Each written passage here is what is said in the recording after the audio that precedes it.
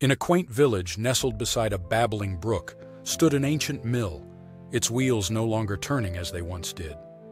The miller, old and weary, longed for retirement but had neither wife nor child to inherit his legacy.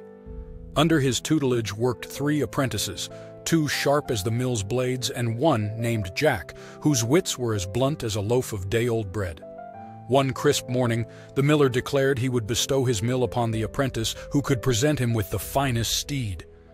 So, with dawn breaking, the trio set forth on their quest, hearts alight with ambition. As night's cloak enveloped the sky, they found shelter in a cavern's mouth. Here, under the guise of sleep, the clever duo conspired and crept away, leaving Jack to the mercy of dawn's light and his own simplicity.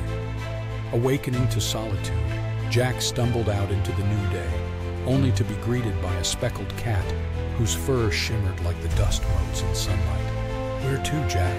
she inquired, her voice a melody in the quiet. "Ah, it matters not," Jack sighed. "For what help could a cat be to me?" "More than you know," purred the cat. "Seek you a steed, follow me. Serve me 7 years and the finest horse shall be yours." Intrigued and without better prospects, Jack agreed, following the cat to her domain, a castle hidden by enchantment and time, governed by cats of all stations. Thus, Jack's new life began. The cats, kind and diligent, attended to him, their tails soft brushes, their paws gentle hands.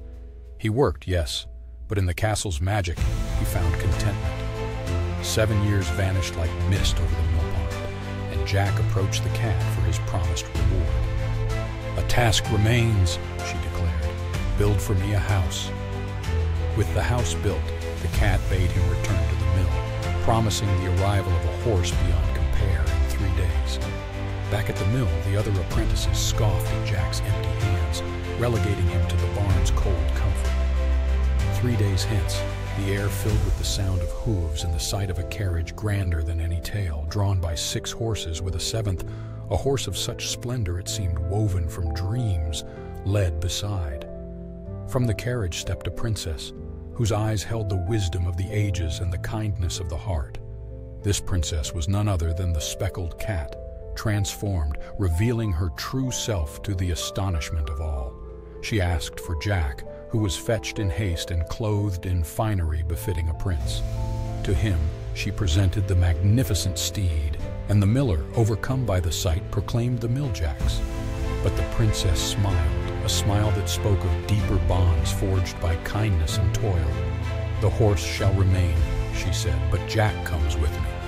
And so Jack left not with a mill, but with a kingdom.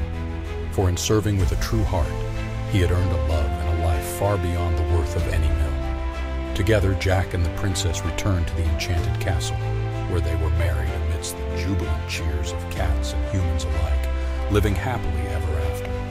Their lives a testament to the magic of kindness, the worth of every soul, and the unexpected journeys that lead to home.